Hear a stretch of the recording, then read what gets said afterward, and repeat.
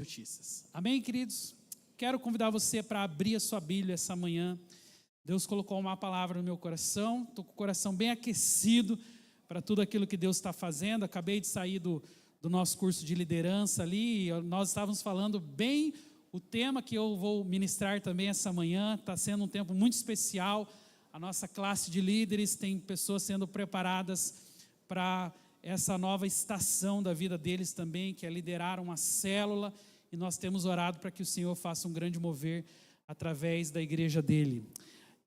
Timóteo, 2 Timóteo, abra sua Bíblia em 2 Timóteo, esse é o texto base da nossa reflexão, então quero que você mantenha ele aberto aí na sua Bíblia, 2 Timóteo, capítulo 4. Vamos lá, vamos juntos ler a palavra de Deus, meditar naquilo que Deus tem para o nosso coração essa manhã.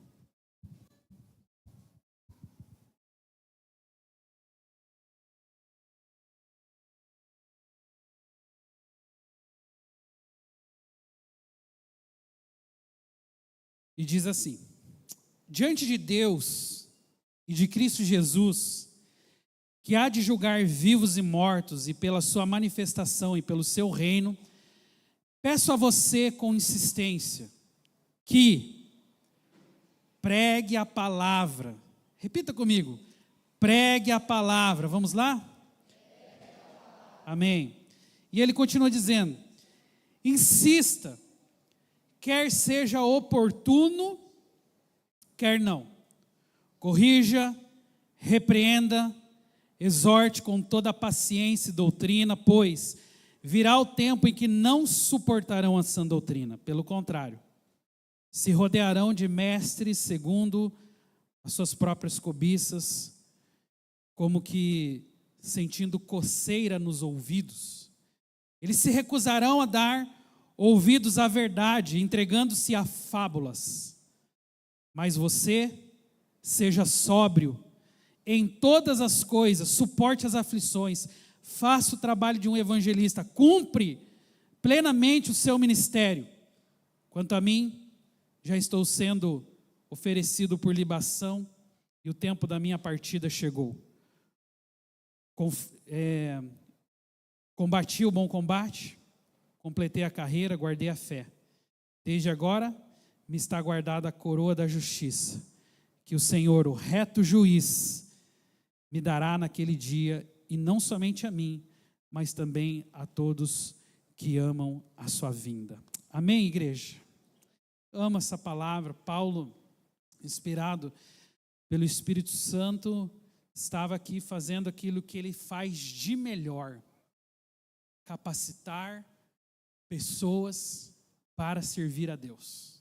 Paulo foi um grande instrumento nas mãos de Deus, e a igreja primitiva, ela foi privilegiada por ter alguém tão sério, por ter alguém tão sensível à voz de Deus para cumprir o chamado dele nessa terra de ser aquilo que todos nós fomos chamados a ser: sal e luz, fazer a diferença, sair do nosso mundinho e reconhecer que o mundo vai além dos nossos problemas, reconhecer que o mundo vai além das nossas dores. Quando você começa a encontrar esse lugar que a gente chama do lugar do propósito, esse é, sem dúvida, um dos dias mais importantes da sua vida, porque você vai literalmente parar de viver somente para si mesmo. Se tem algo que pode ser traduzido como uma desgraça da nossa geração, é essa incapacidade da nossa geração olhar ao redor. Estamos todos olhando só o nosso umbigo, só os nossos problemas.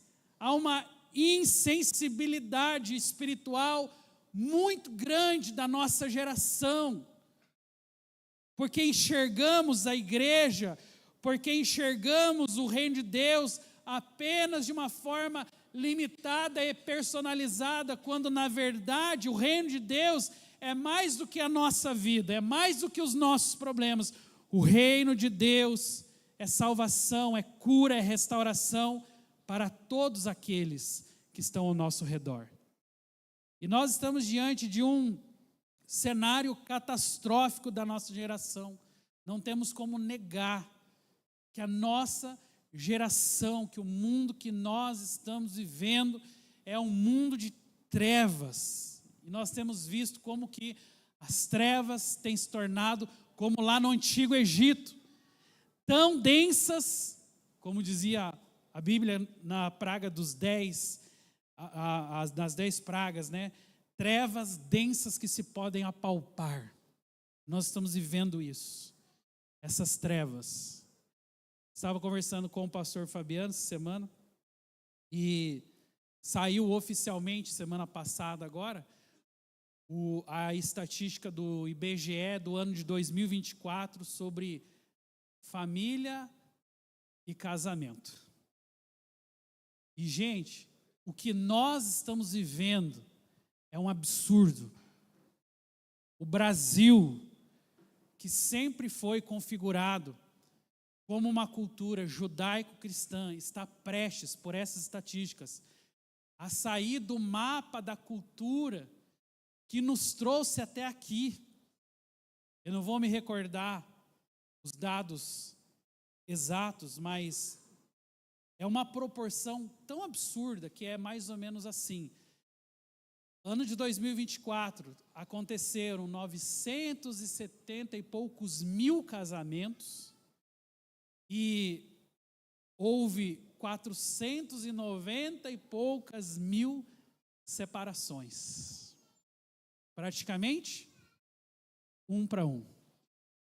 A cada 2 casamentos, 1 pode estar fadado ao fracasso.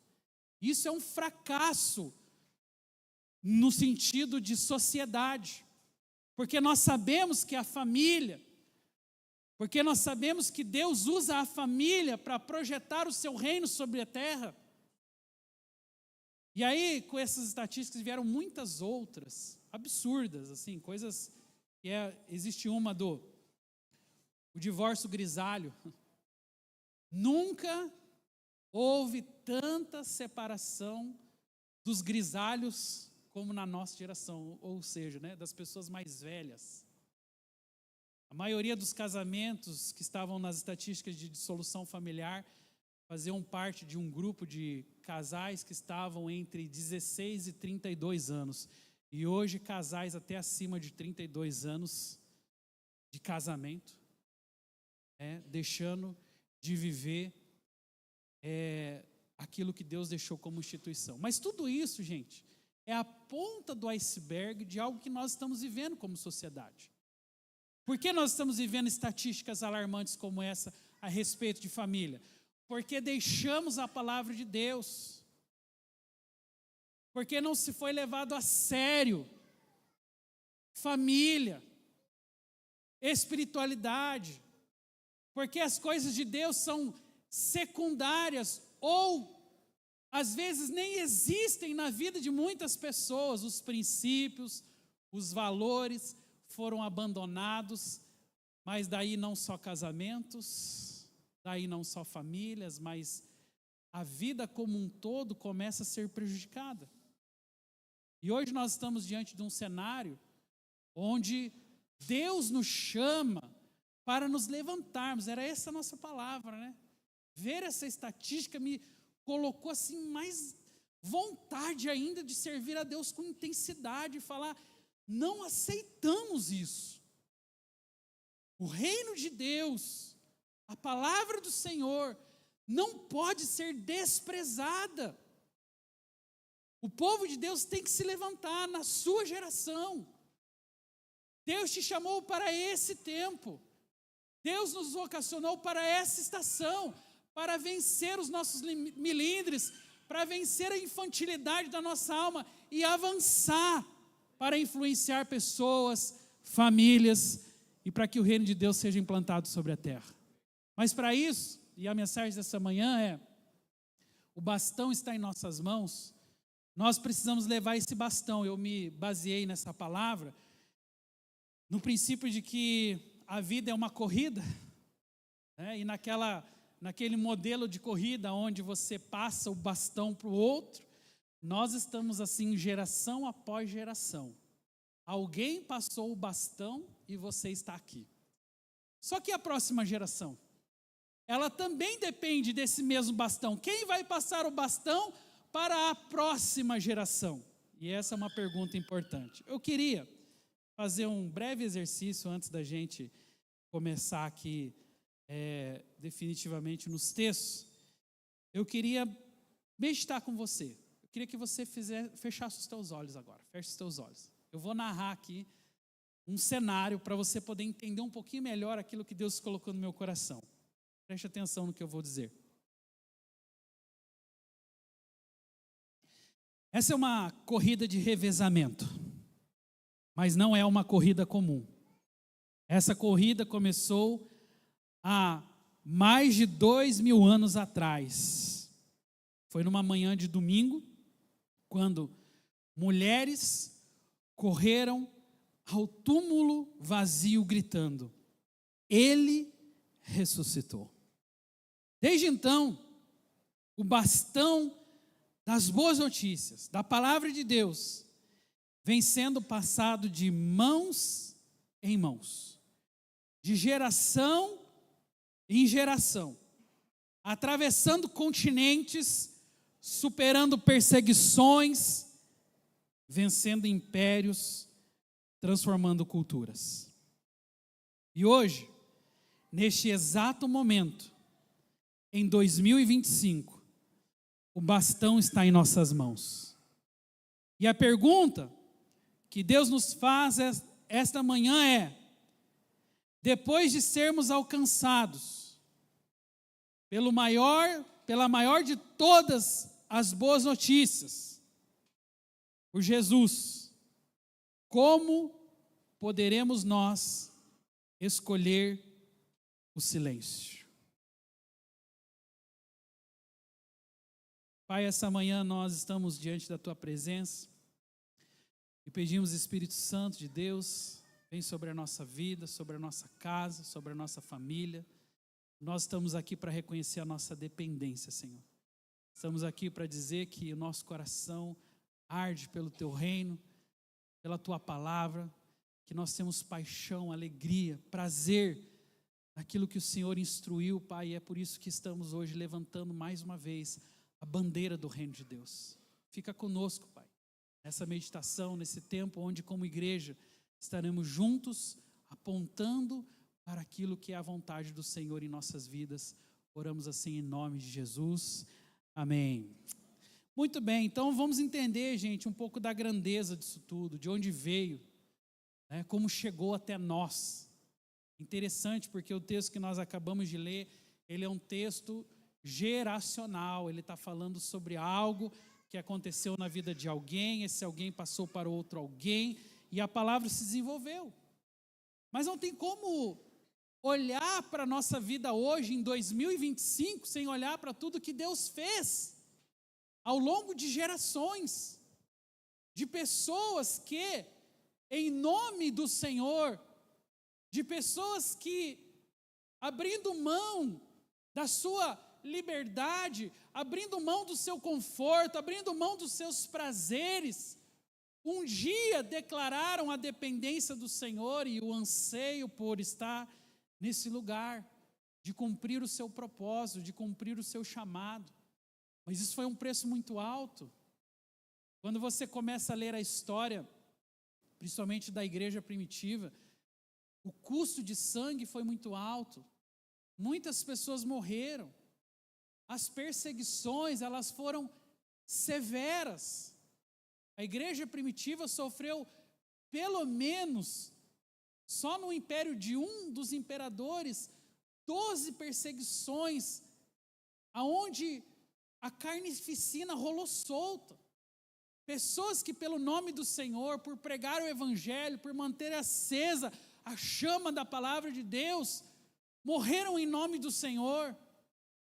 Mas isso veio sendo passado de geração em geração. E quando você olha a história dos apóstolos, quando você olha a história de tantos homens e mulheres, sendo eles profetas, sendo eles escritores da palavra de Deus, em qualquer área da história, nós vemos que um preço alto foi pago.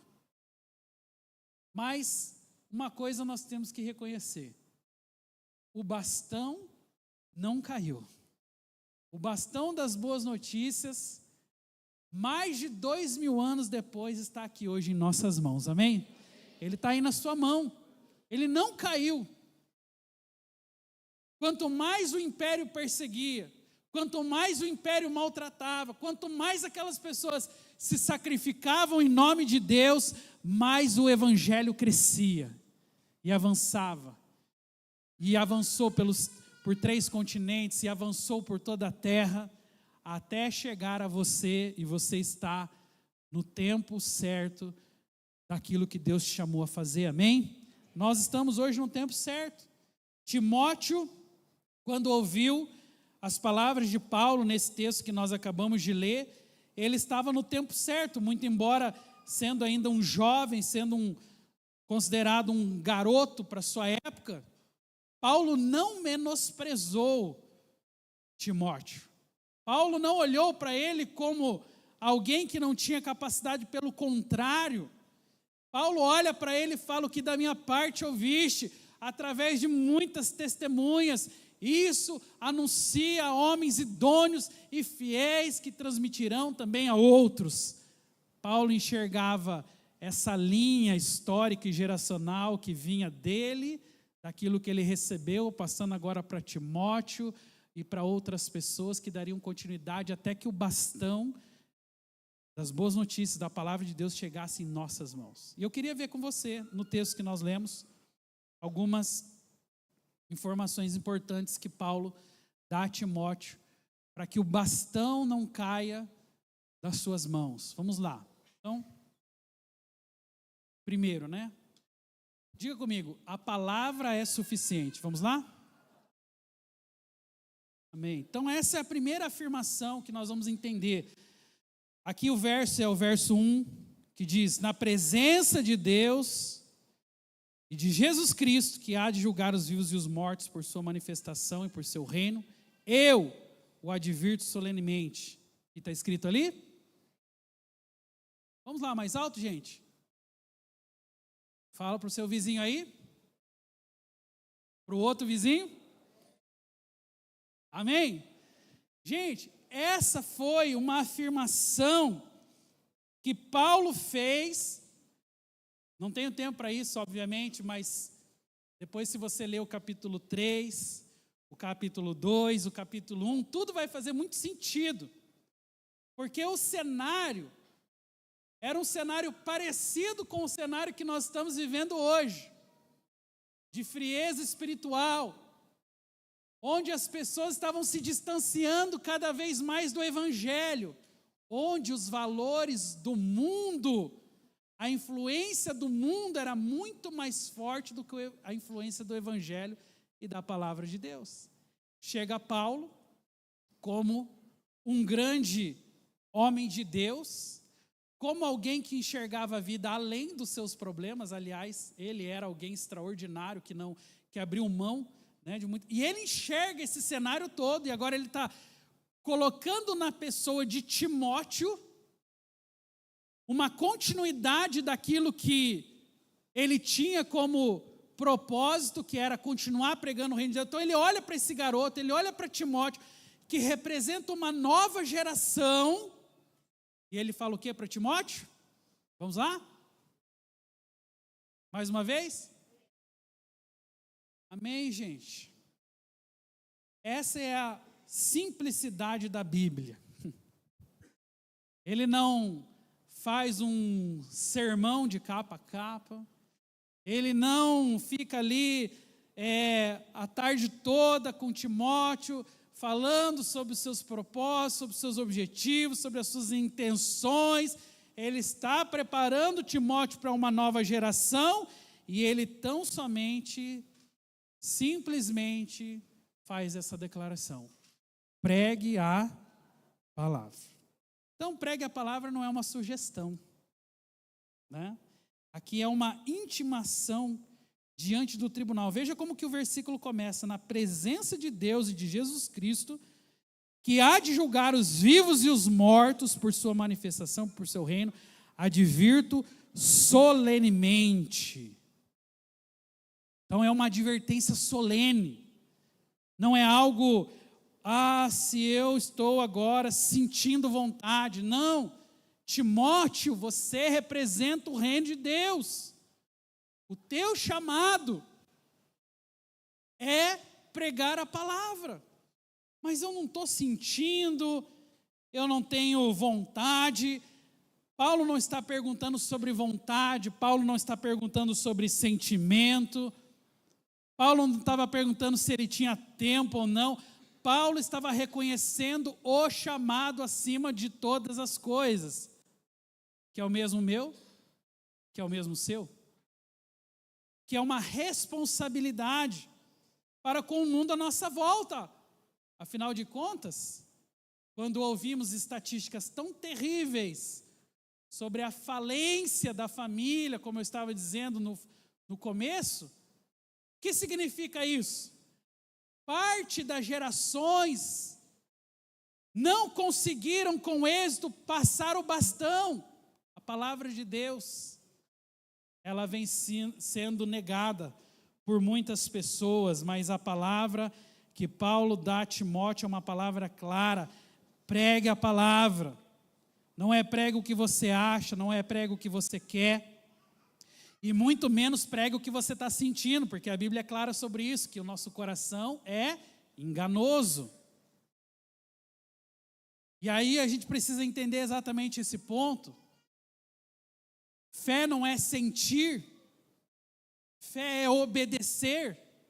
Porque todas as vezes que eu limito fé a sentimento, eu estou entrando em um lugar de desobediência. Por quê? Porque Deus não nos mandou sentir, Deus nos mandou obedecer. Porque o sentimento, ele é variável. Hoje eu estou sentindo. Estou até, pastor, arrepiado. Já viu pessoas que falam assim? Mas por quê? Porque são pessoas meramente emocionais. Elas se movem por sentimento, mas a Bíblia não nos manda se mover por sentimento. A Bíblia manda nós nos movermos por fé. E nos mover por fé é obedecer à vontade de Deus acima da minha vontade. Quantos estão entendendo? Agora, no mundo que nós vivemos hoje, o mundo é extremamente sentimental. Eu não estou sentindo de perdoar aquela pessoa. Quem foi que te mandou sentir alguma coisa? Eu não estou sentindo de resolver esse problema. Quem foi que te falou que você tem que sentir para resolver?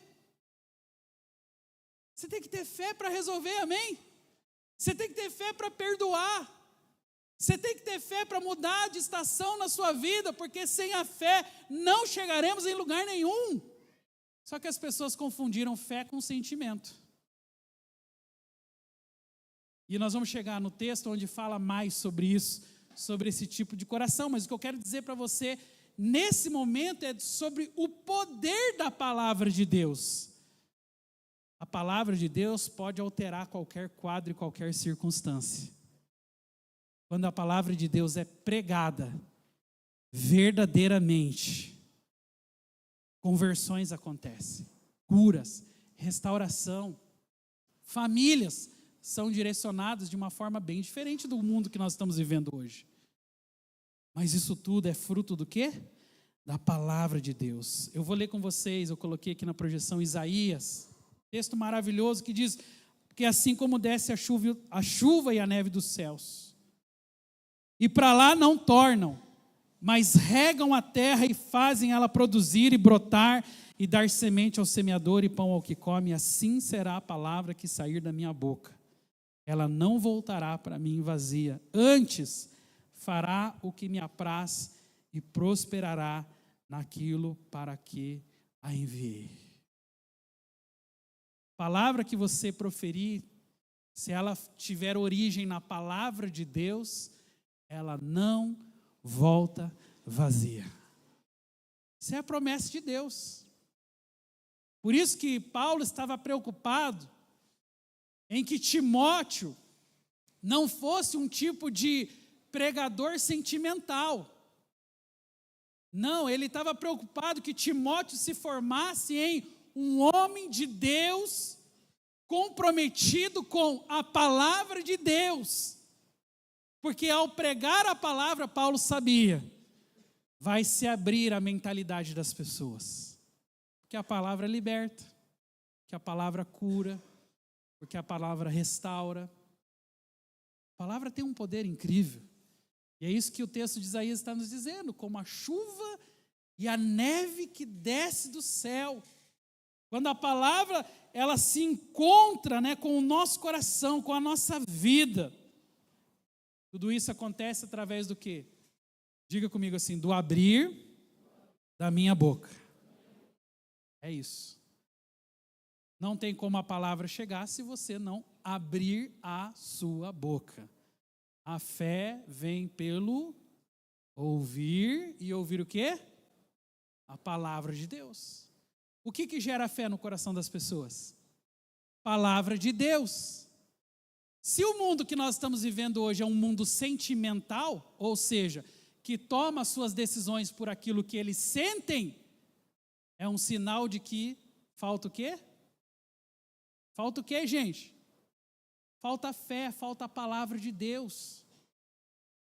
Por isso que o mundo está fazendo escolhas sentimentais.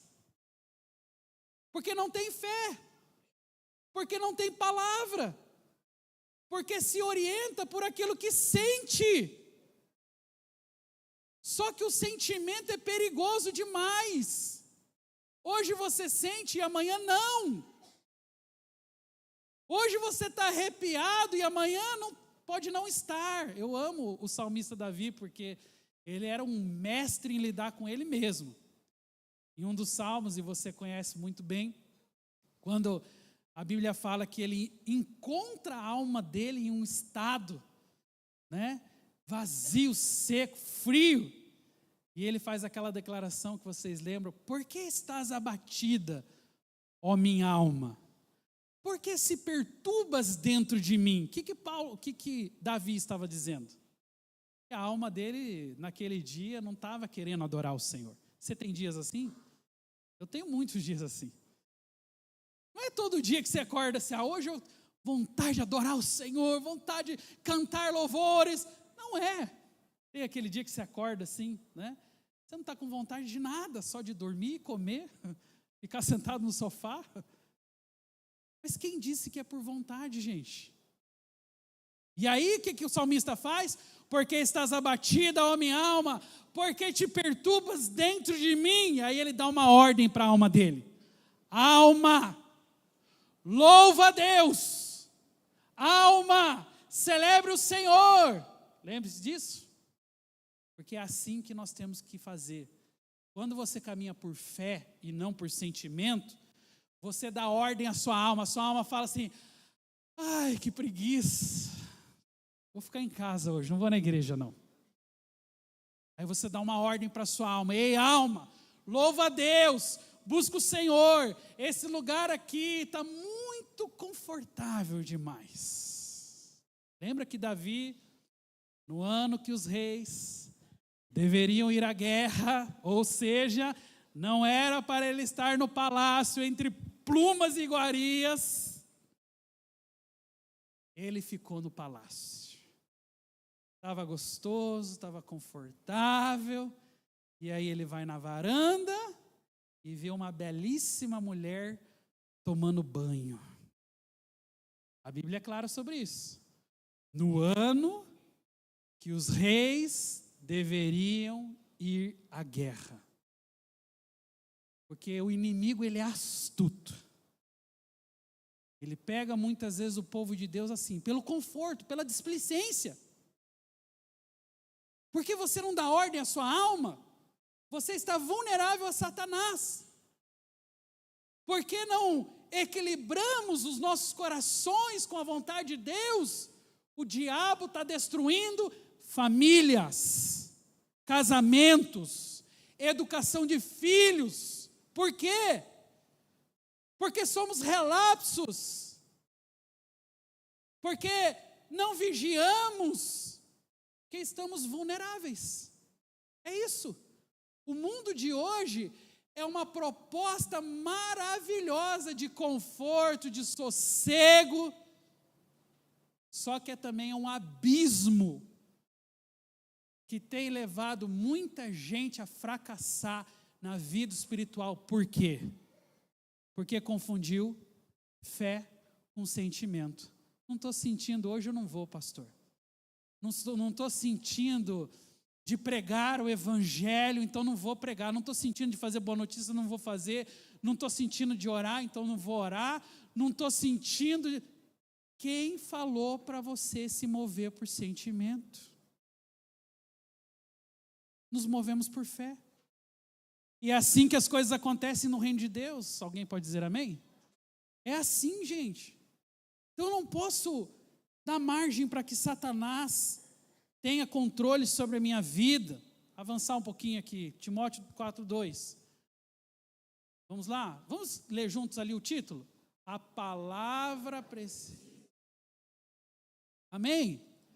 Olha a instrução que Paulo dá agora a Timóteo.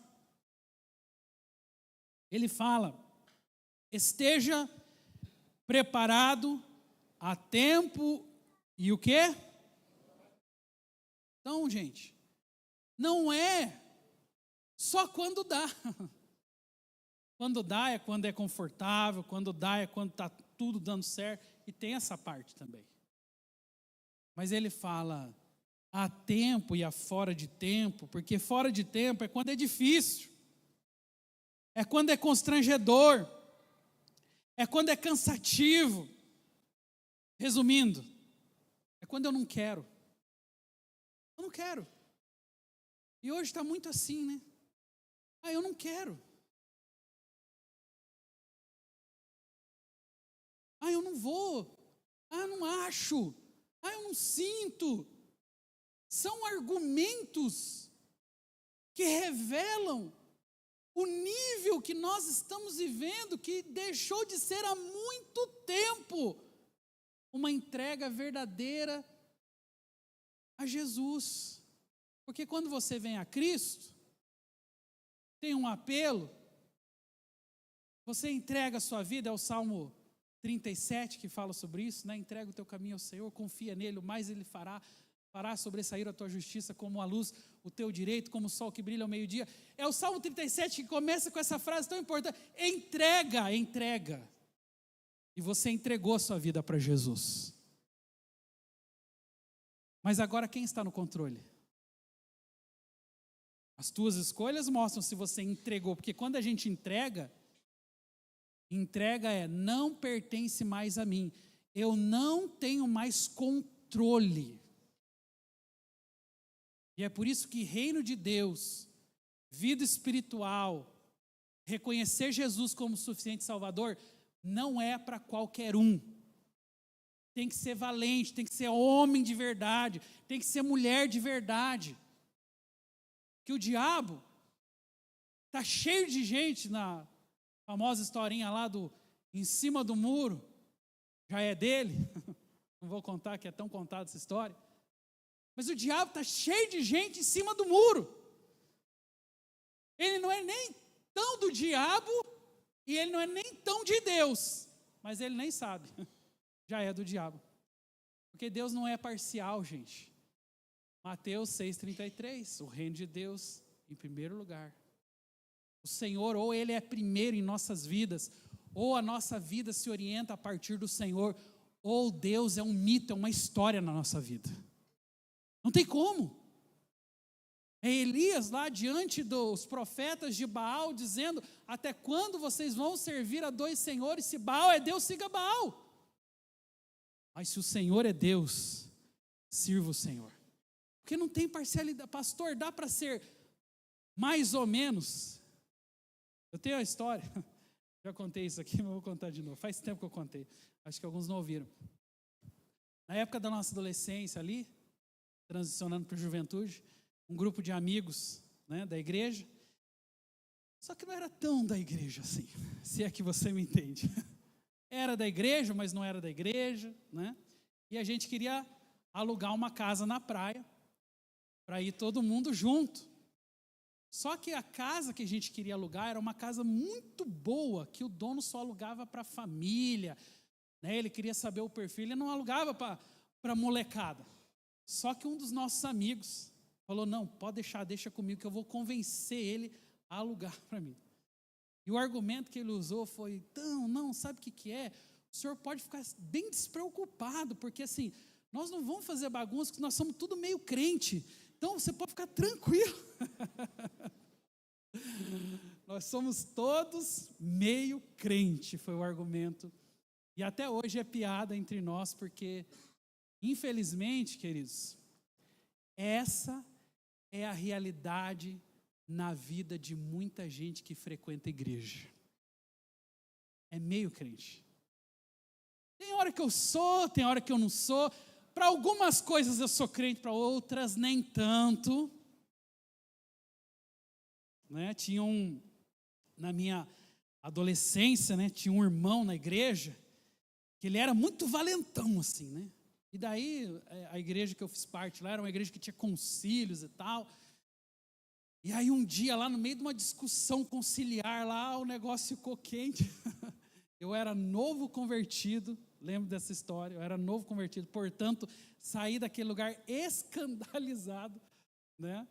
Mas, no meio, assim, da reunião, do concílio, um irmão começou a brigar com o outro. E aí a temperatura foi esquentando, e eu não sabia o que fazer, eu era novo convertido, falei, o que eu estou fazendo aqui? E aí um desses irmãos foi para cima do outro. E aí ele falou assim, eu sou crente, mas o meu braço não é. Se precisar eu te dou um murro. E eu pensei, Senhor, eu sou o novo convertido aqui, mas acho que eu sou mais crente que esse povo. Porque é o que a Bíblia fala, gente. Se o teu olho te faz tropeçar, se a tua mão te faz tropeçar, corta, que é melhor entrar no reino de Deus sem o braço, do que fazendo a vontade da sua carne. Não tem meio crente. Não dá para ser mais ou menos. Nos dias de hoje, estamos vivendo o que estamos vivendo, porque teve muita gente que falou, dá para conciliar. Imagina, não precisa ser assim, radical. Ah, não precisa? Beleza, o diabo é radical. As trevas são radicais, eles são intencionais. Você que é pai e mãe, você pensa o quê? Que o diabo não está armando uma estratégia radical para ceifar os seus filhos? Mas você é crente morno? Você é crente mais ou menos? Só que o diabo é radical. Ele está ali trabalhando. João 10:10. Veio tão somente para matar, roubar e destruir. E nós negamos aquilo que está em nossas mãos. O bastão está na sua mão. Ei, homem de Deus, mulher de Deus, está na sua mão. É a única chance que você tem de corresponder à vontade de Deus. É agora, é na sua geração. É se posicionando como homem de Deus, como mulher de Deus, como família temente ao Senhor. Não haverá outras possibilidades. Porque a cada passo que nós damos para trás, o inimigo avança. E você e eu, nós somos chamados para esse lugar desconfortável. Você acha que Timóteo, no auge da sua juventude, tinha toda uma vida pela frente? Mas ele estava ali. Eis-me aqui, Paulo. Se o Senhor me escolheu, se Deus tem um propósito na minha vida, se Deus quer fazer algo pela misericórdia, através de mim, que se faça. Ele estava ali com o coração aberto. Nós estamos com o coração aberto? Ah, mas sabe o que é, pastor? Eu tenho a faculdade. Sabe o que é, pastor? Mas agora, nossa, justo agora eu estou assim, num momento da minha vida que está tudo muito corrido, sabe? Eu tenho muitas coisas para fazer. Eu estou no meu melhor momento econômico, financeiro, então se eu sair desse lugar, a coisa vai desequilibrar. Sabe o que é, pastor? No final, gente, é só sobre uma coisa: não tenho tempo. Só que nós estamos vivendo a geração de hoje, a falência da família, a falência dos casamentos, porque alguém lá atrás não teve tempo. Alguns deles foram nossos pais, alguns deles foram nossos avós, alguns deles foram as pessoas responsáveis por transmitir o legado à próxima geração, mas não tinham tempo, estavam correndo. Marta, correndo de um lado para o outro, ocupado em muitos serviços. Não tenho tempo para Jesus, não tenho tempo para a igreja, não tenho tempo para o reino de Deus, não tenho tempo para evangelizar. Eu só tenho tempo para ir no salão, fazer academia, eu tenho tempo só para ir para a escola, para a faculdade, para o meu trabalho, para os meus projetos, para os meus sonhos, e você resumiu a vida em você. Ou você acha que a vida que Deus sonhou para você é sobre você? Eu não creio nisso. Eu não creio. Eu creio que propósito, eu estava falando isso agora ali na sala, na nossa reunião de com os novos líderes. Se o que você sonha a nível de propósito tem a ver com você somente, você está no pior lugar. Você está fora de estação. Que o sonho de Deus na nossa vida envolve pessoas. Amém? 2 pessoas disseram amém. Então tem 2 pessoas ouvindo essa mensagem. Amém, igreja? Envolve pessoas. Não é só sobre você. Não é sobre mim. Vamos adiante. A palavra é a palavra. Eu repeti ali, não era para ter repetido, tá? Mas é clara. Ela é corretiva e ela é encorajadora. Amém? Então diz assim: corrija, repreenda, encoraje com toda paciência e ensino. Olha esse chamado que Deus nos dá. Corrija, repreenda, encoraje com toda paciência e ensino. Paulo está dizendo a Timóteo, a sua tarefa, Timóteo, é: vá a essas pessoas, vá a esses lugares, corrija, exorte, encoraje, com paciência, com ensino. O que é a igreja? A igreja é um lugar que corrige, que repreende, que encoraja com toda e... Levanta a mão, você que é paciente. Não precisa não. Essa é uma das áreas que Deus vai usar para trabalhar. Agora aqui, Paulo estava trabalhando com Timóteo. Agora Paulo não estava mais pensando só naquilo que Timóteo tinha como tarefa, mas naquilo que Timóteo era como pessoa. E ele estava treinando Timóteo para ser alguém que repreende, que corrige, que encoraja. É isso que nós estamos fazendo, gente. Com paciência, com ensino. Educação de filhos é assim. Você ensina e eles aprendem. É isso? Não. Você ensina e você ensina e você ensina e você ensina. Porque nós aprendemos pela repetição. Estamos no nosso 5º ano das boas notícias. E todos os anos temos séries de palavras em que ensinamos e ensinamos. Porque desaprende. Eu odeio aquelas estatísticas de absorção de palestra. Me dá até um medo. Mas tem umas estatísticas que são mais ou menos assim: daqui 5 horas, há uma grande probabilidade, depois que você sair do culto, de que você já tenha se esquecido de 70% do que você ouviu nessa manhã. 5 horas. E aí tem algumas outras que já falam assim sobre dias e semanas. E é por isso que se eu perguntar a você aqui, né, o que eu preguei na semana retrasada...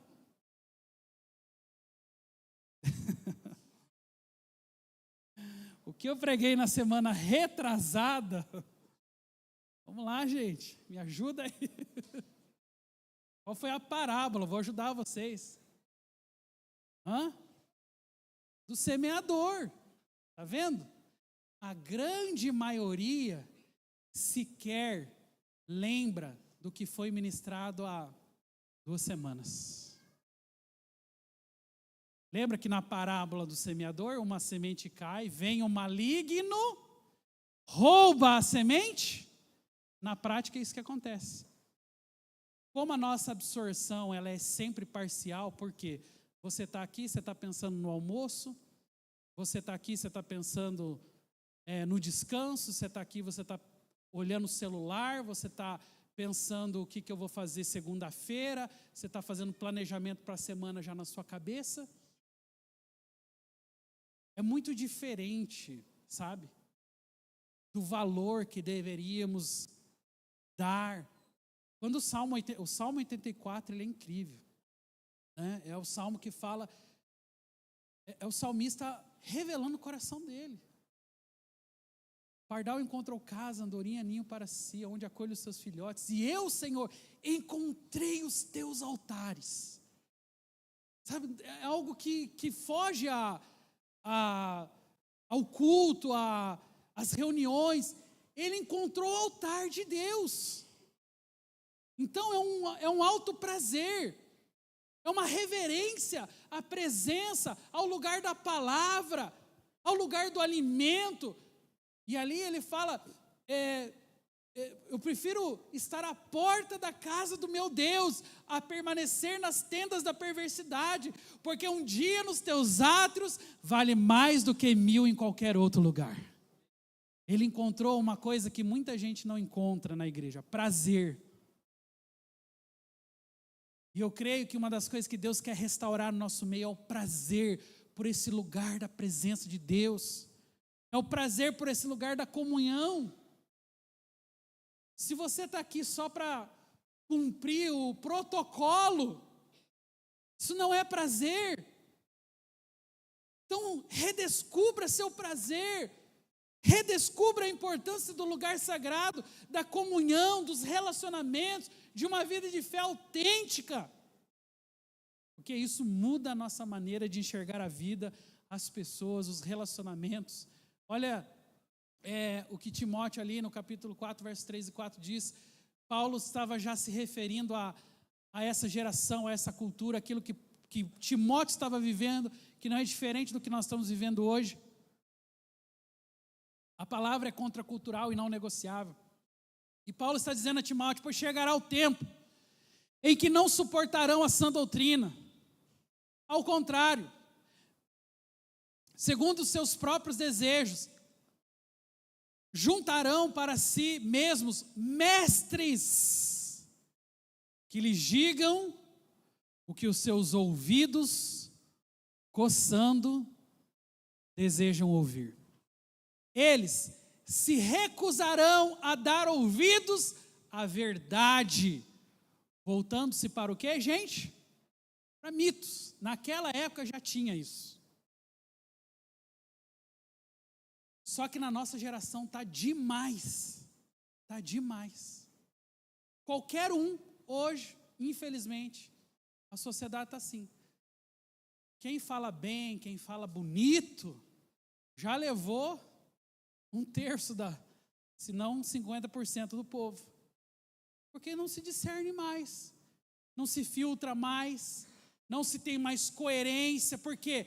Porque eu quero ouvir só aquilo que eu sinto bem ao ouvir, aquilo que eu desejo, né? É por isso que uma exortação não é tão confortável. É por isso que uma correção não é tão confortável.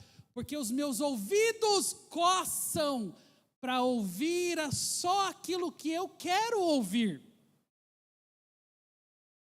Então a sociedade vive assim hoje. As pessoas vivem assim hoje. Só ouvem aquilo que querem ouvir. Só que a palavra de Deus, ela é um self-service. Tem encorajamento? Tem. Mas tem exortação. Tem cura? Tem. Mas tem processo também. E a gente tem que se submeter a tudo aquilo que é verdade. Porque Paulo estava aqui dizendo: olha, Ô Timóteo, deixa eu te adiantar aqui como é que está o mundo hoje. A hora que você sair por aí pregar, se você falar bonitinho, né? Se você, né, falar aveludado, as pessoas vão gostar do que você está falando. Mas se você falar a verdade, elas não vão gostar do que você está falando. Porque no ditado popular que você conhece, a verdade dói. Né? Para muitas pessoas é difícil ouvir a verdade. Essa semana aí está lá a polêmica lá do pastor Silas Malafaia, né? Que falou os palavrão e não sei o quê, e blá blá blá. E é verdade, sim, está lá, está explícito. Ele, né, lá na intimidade dele, lá com o presidente, falou palavrão. E realmente não é uma coisa assim normal, um tipo de comportamento que você fala assim, é aceitável, é normal. Não, é realmente algo que foge um pouco da realidade, para um homem de Deus e tal. Porém, mesmo com toda aquela grosseria, com toda aquela maneira de falar, a gente vê verdade, principalmente na fala dele, muito mais do que na fala daqueles eruditos, polidos. Porque pessoas podem ter diálogos, conversas, e até ministrar palestras assim, muito polidas, só que não tem verdade. Eu não estou questionando, colocando aqui, fazendo apologia aos palavrões, obviamente que não, mas estou querendo dizer que a sociedade é facilmente enganada hoje por mitos. A sociedade é facilmente enganada hoje por pessoas que falam bonito, mas poucas pessoas querem ouvir a verdade. E aqui, não sei se é agora, deixa eu ver, é isso mesmo. Olha, eu coloquei aqui o exemplo da igreja de Bereia, porque Paulo, ele elogia essa igreja, e tinha uma característica nessa igreja que era muito legal. Olha só, os bereanos, né, eram mais nobres do que os de Tessalônica, pois receberam a mensagem com grande interesse. Mas veja o que a Bíblia diz agora: examinando todos os dias as Escrituras, para ver se era o que, gente? Verdade. Então, homens de Deus, mulheres de Deus, eles estão preocupados com o quê? Com a verdade. A igreja de Bereia era assim, sabe? Eles queriam saber se é verdade que eles estão anunciando. E muitos dos judeus creram, bem como um número de mulheres gregas de elevada posição, e não poucos homens gregos também. Por quê? Porque a verdade estava sendo pregada. E é por isso que nós sempre declaramos isso. A verdade liberta. Quando a verdade é pregada. Quando ela não é massagem de ego, né? A nossa geração quer ser massageado no seu ego. Mas não quer receber a verdade estava sendo pregada. A igreja inteligente, a igreja dos bereanos, levou a verdade a sério. Deixa eu ver, peraí. Esse homem aí chamado Paulo está pregando, deixa eu ver se está na Bíblia mesmo. Eles abriam lá, eles conferiam. Opa, peraí. Ele não está falando do coração dele. Ele não está pregando sentimentalismo. Ele não está falando sobre conversas e mitos, não é isso. Ele está pregando a Bíblia. É a palavra de Deus, é a verdade. E aí o que acontece? Mulheres de alta posição. Homens gregos. Olha, gente, isso aqui é que a gente não tem noção. Mas isso aqui é uma quebra de paradigma do tamanho do mundo para aquela geração. Essas pessoas se converteram porque a verdade foi pregada. Porque como Paulo disse a Timóteo, pregue a palavra. Amém, gente? Que a palavra cura, a palavra liberta. Vamos continuar. A palavra é a nossa missão diária. Vocês, porém, sejam moderados em tudo, suporte os sofrimentos, faça a obra de um evangelista e cumpra plenamente o seu ministério. Então, Paulo estava dizendo aqui, em tudo suporte o sofrimento, faça a obra de um evangelista. Somos todos chamados para essa obra. A obra do Evangelho nunca acaba. É de geração em geração. Nesse momento, o bastão está nas tuas mãos. A sociedade de amanhã será o resultado daquilo que a igreja do hoje está fazendo. Mas se a igreja do hoje se omite ao seu chamado, a sua responsabilidade, não entende que, pastor, mas é só evangelista que evangeliza. Ué, então é só o pessoal da intercessão que ora? Não pode ser assim. Nós temos que entender que há chamados coletivos. Ok, tem um que tem dom de evangelismo, beleza, esse vai se sobressair, esse vai fazer o negócio acontecer. Mas todos nós somos chamados a pregar o evangelho, amém? E era isso que Paulo estava dizendo a Timóteo. Não se esqueça desse teu chamado. A palavra também, ela é digna do nosso sacrifício e perseverança. Paulo estava dizendo, eu já estou sendo derramado como oferta de bebida e o tempo da minha partida está próximo. Combati o bom combate, terminei a corrida, guardei. Vamos dizer juntos essa frase? Combate.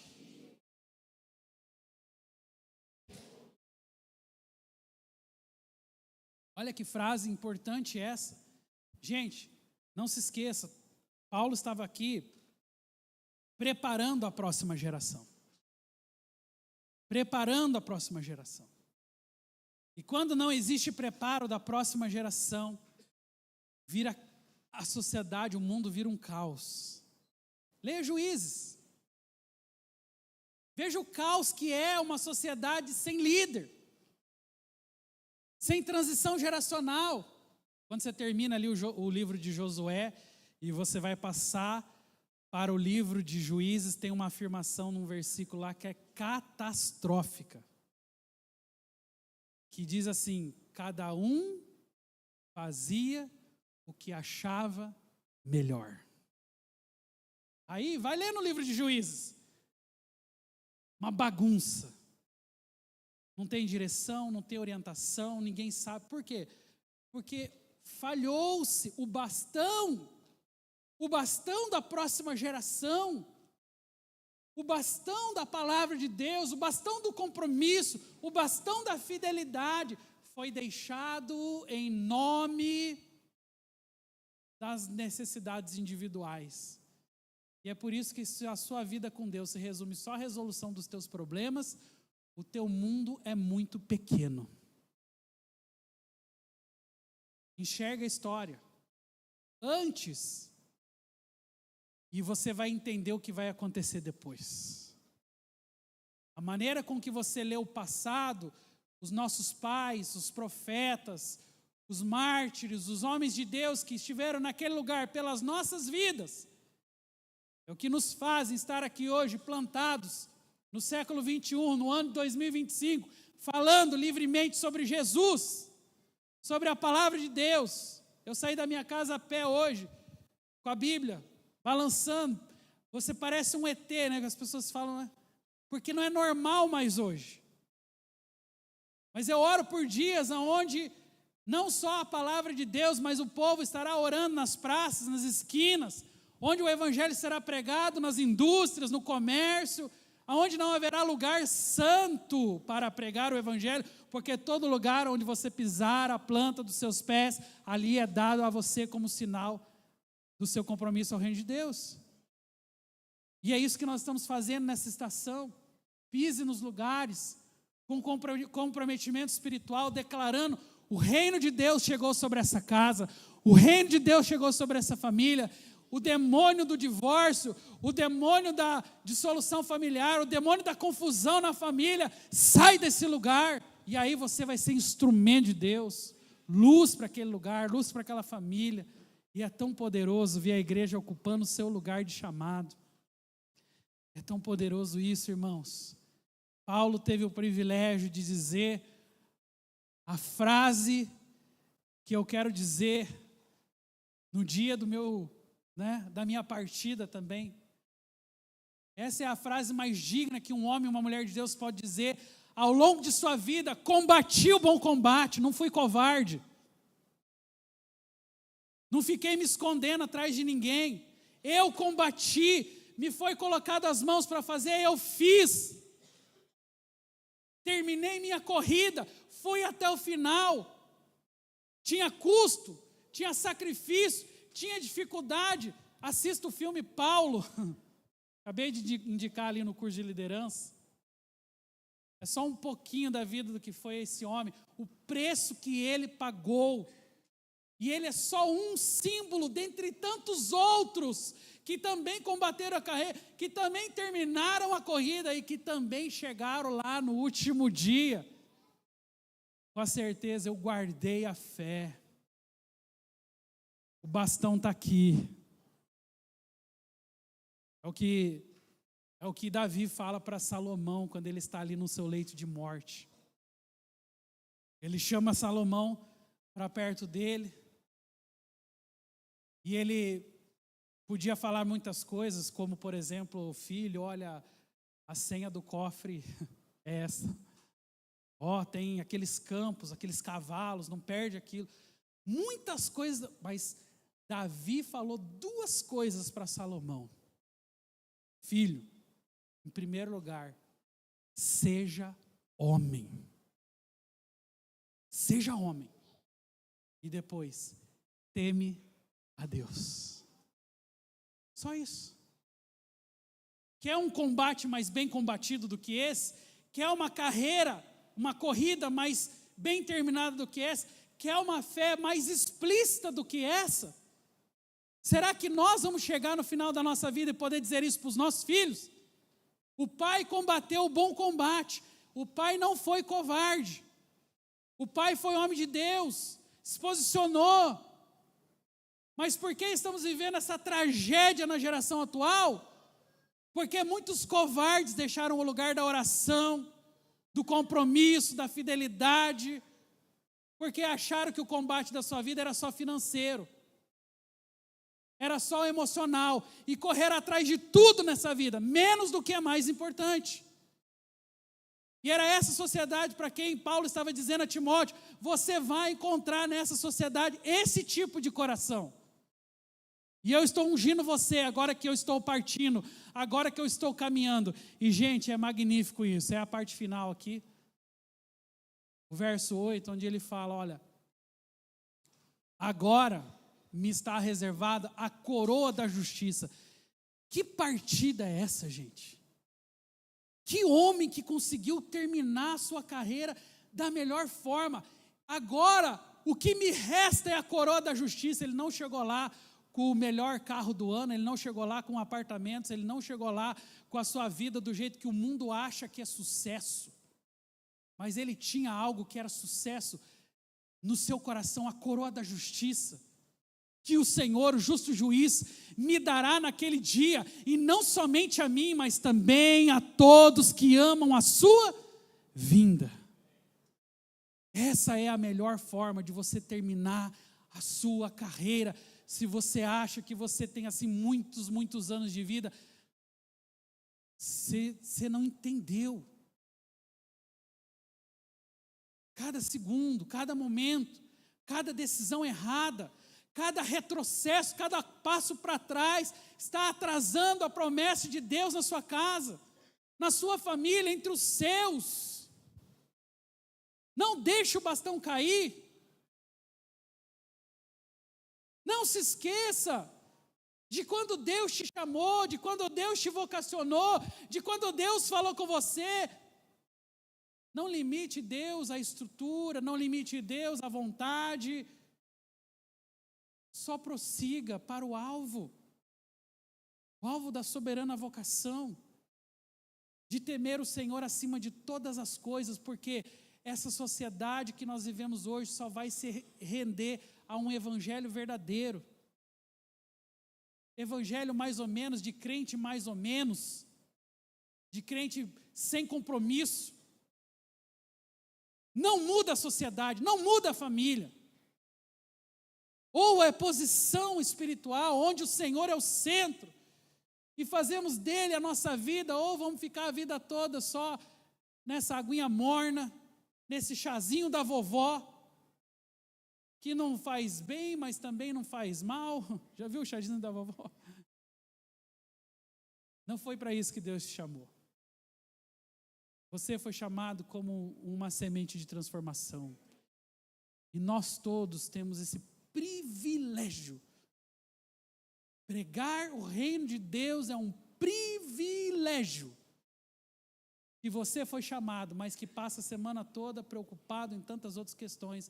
O mundo está indo para o inferno, famílias em dissolução, casamentos se desfalecendo. Do nosso lado, sequer abrimos a boca para dizer: Jesus tem algo para a sua vida.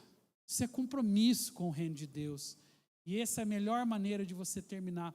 Eu vou chamar o louvor para vir aqui no altar. E eu separei um versículo. Aliás, é um capítulo. Mas Deus falou tanto comigo nesse capítulo da Bíblia. E tem tanto a ver com isso que nós estamos falando. 2 Pedro, capítulo 3, verso 18. Queria ler. É só uma leitura direta e rápida, mas eu quero ler com você. A palavra diz: amados, esta é agora a segunda carta que eu escrevo a vocês. Em ambas, procuro com lembranças despertar a mente esclarecida de vocês, para que se lembrem das palavras que anteriormente foram ditas pelos santos profetas. E também se lembrem do mandamento do Senhor e Salvador, que os apóstolos de vocês lhe ensinaram. Antes de tudo, saibam que nos últimos dias virão escarnecedores com as suas zombarias, andando segundo as suas próprias paixões e dizendo: aonde está a promessa da sua vinda? Porque que desde que os pais morreram, todas as coisas permanecem como desde o princípio da criação. Acontece que, de propósito, eles esqueceram que os céus existem desde muito tempo, e que a terra surgiu da água, e através da água, pela palavra de Deus. Com base nesta palavra também o mundo daquele tempo foi destruído, afogado em água. E pela mesma palavra, os céus e a terra agora existem e têm sido guardados para o fogo, estando reservados para o dia do juízo e da destruição dos ímpios. Mas há uma coisa, amados, que vocês não devem esquecer: que para o Senhor um dia é como 1000 anos, e 1000 anos é como um dia. O Senhor não retarda sua promessa, e ainda que alguns julguem demorada, pelo contrário, Ele é paciente com vocês, não querendo que ninguém pereça, mas que todos cheguem ao arrependimento. Porém, o dia do Senhor virá como um ladrão. Naquele dia, os céus passarão com um grande estrondo, e os elementos se desfarão pelo fogo, e também a terra e as obras que nela existem desaparecerão. Uma vez que tudo será assim desfeito, vocês devem ser pessoas que vivem de maneira santa e piedosa, esperando e apressando a vinda do dia de Deus. Por causa desse dia, os céus incendiados serão desfeitos e os elementos se derreterão pelo calor. Nós, porém, segundo a promessa de Deus, esperamos novos céus e nova terra, nos quais habita a justiça. E por essa razão, amados, esperando essas coisas, esforcem-se para que Deus os encontre sem mácula, sem culpa e em paz.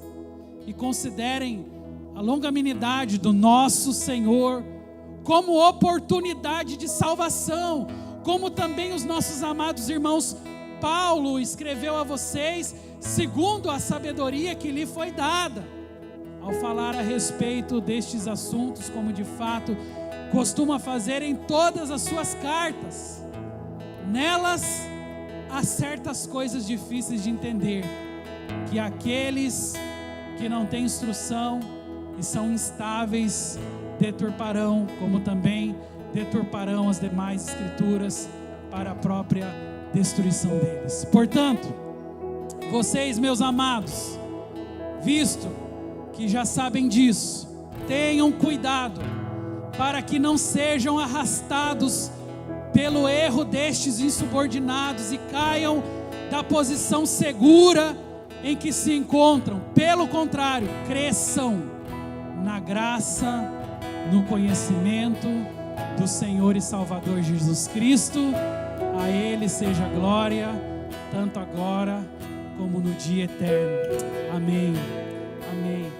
Palavras de Pedro, o apóstolo que também, como Paulo, foi martirizado e que também reconheceu a importância de se colocar nesse lugar de influência e de dizer à igreja: cuidado, não retroceda, olhem para aquilo que Deus te deu, valorize as promessas de Deus sobre a sua vida, pois vivemos no tempo da graça. E hoje a porta está aberta, hoje ela está escancarada para todas as pessoas que querem chegar. Mas haverá um dia onde essa porta se fechará. Lá em Noé foi a mesma coisa. Noé falando: pessoal, vem, gente, toma uma decisão firme do seu coração. Vem você, vem a sua família. As pessoas reputaram Noé como louco, mas a Bíblia é clara que um dia abriu-se as comportas dos céus e veio chuva sem medida sobre a terra. E é o mesmo que nós temos hoje. Hoje está aberto, hoje está fácil, hoje aberto para todos, mas não será sempre assim. O dia do Senhor vem, e o tempo que nós vivemos é o tempo da graça, mas é também o tempo do arrependimento. Eu me arrependo dos meus pecados, eu me arrependo dos meus caminhos, eu retorno para esse lugar de onde jamais deveria ter saído, que é o lugar da presença de Deus. Eu quero te convidar a ficar em pé.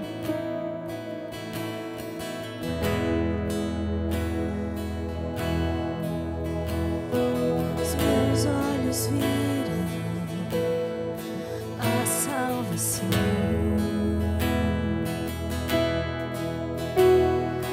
luz para o mundo, a esperança da terra. Eu não sou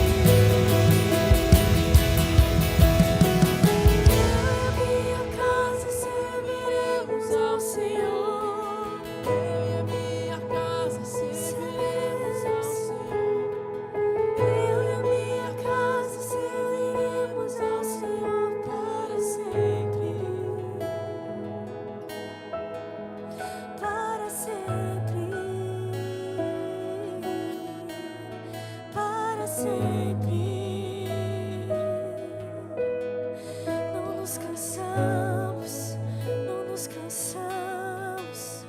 Todo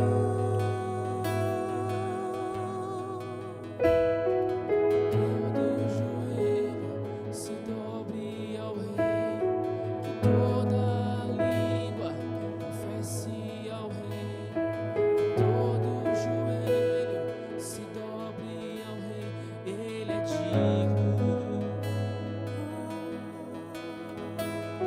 Que todo joelho se dobre ao Rei, que toda língua Confesse ao Rei, que todo joelho se dobre ao Rei, que é digno. Que todo joelho se dobre ao Rei, que toda língua confesse ao Rei, que todo joelho se dobre ao Rei, que é digno. Que todo joelho se dobre ao Rei, que toda língua confesse ao Rei, que todo joelho se dobre ao Rei, que é digno. Eu e a minha casa, eu e a minha casa serviremos ao Senhor. Eu e a minha casa serviremos ao Senhor. Eu e a minha casa serviremos ao Senhor para sempre.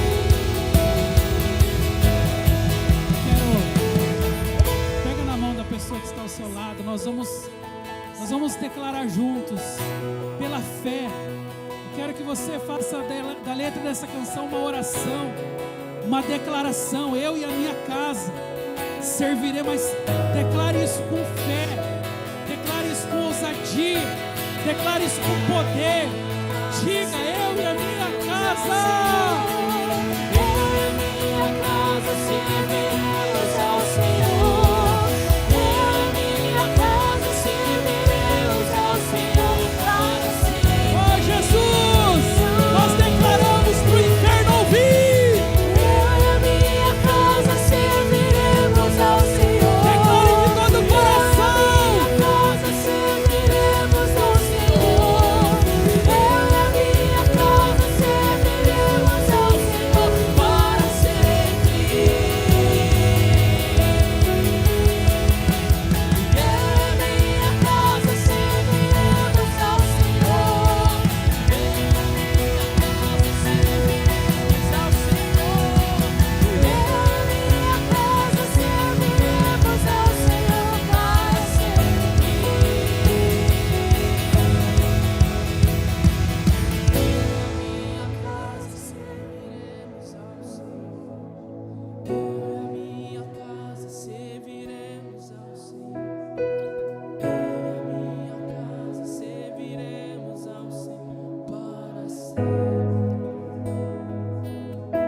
Jesus.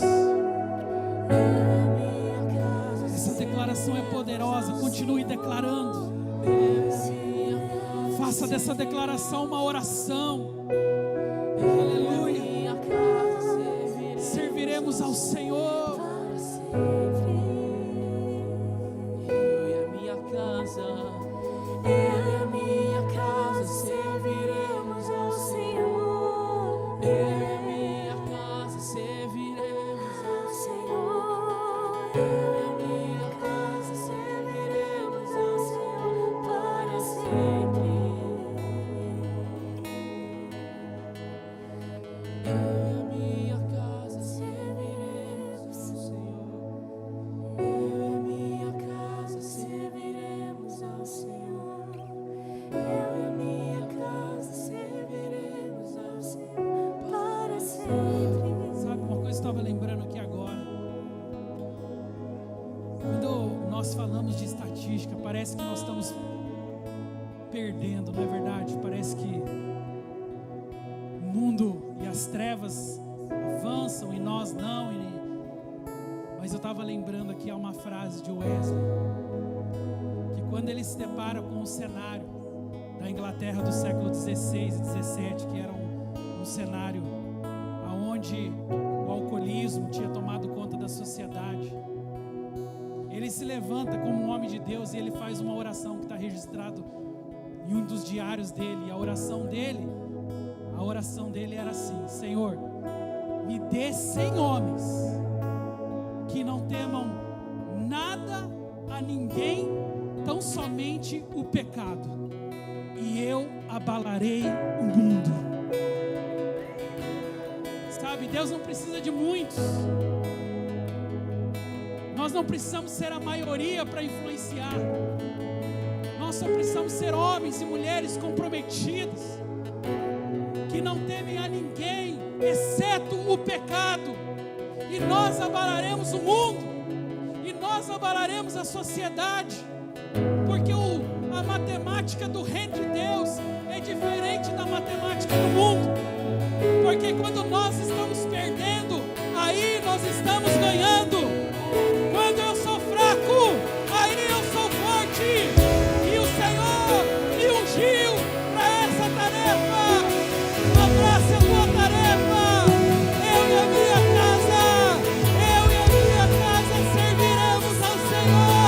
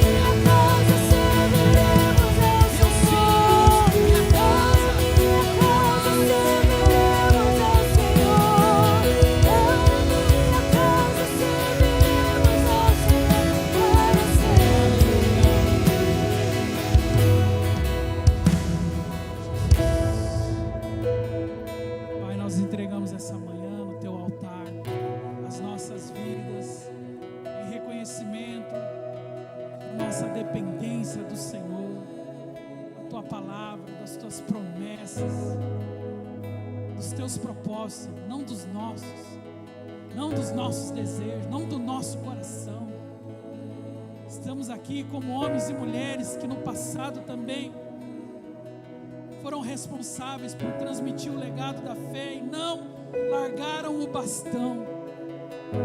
Nós somos o fruto daqueles que perseveraram, daqueles que lutaram, daqueles que pagaram um alto preço. Não queremos ser omissos, covardes com o nosso chamado hoje, com a nossa geração. Unge-nos, Senhor, para essa tarefa. Unge-nos para sermos o sal, a luz, e para vivermos nesse mundo tudo aquilo que o Senhor tem para as nossas vidas, que inclui pessoas, que inclui famílias, que inclui abrir mão dos meus projetos pessoais, das minhas ambições pessoais, para dar lugar ao reino de Deus, a sua justiça. Levanta uma igreja forte, levanta uma igreja poderosa, levanta uma igreja comprometida, levanta uma igreja fiel, levanta uma igreja corajosa, Senhor, nessa geração, que não tema a nada e ninguém, exceto o pecado. Levanta-nos para sermos o sal e a luz da nossa geração, a começar pelas nossas casas, a começar pelas nossas famílias, a começar pelos nossos filhos, a começar pela geração que em primeiro lugar o Senhor nos deu para cuidar. Ajuda-nos, essa é a nossa oração, gratos ao Senhor. Amém. Aplauda o Senhor essa manhã, dê honras a Ele, a Jesus, o Rei que vem, o Senhor dos Senhores. O nome dEle é Jesus. Aplauda o nome dEle.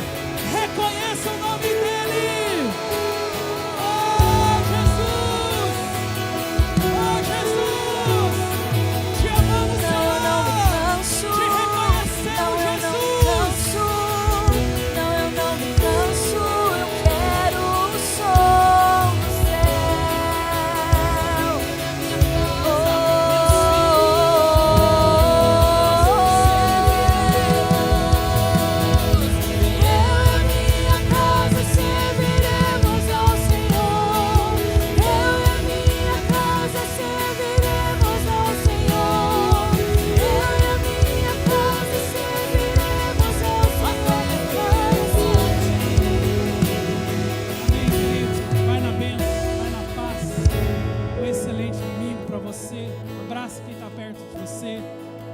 Em nome de Jesus.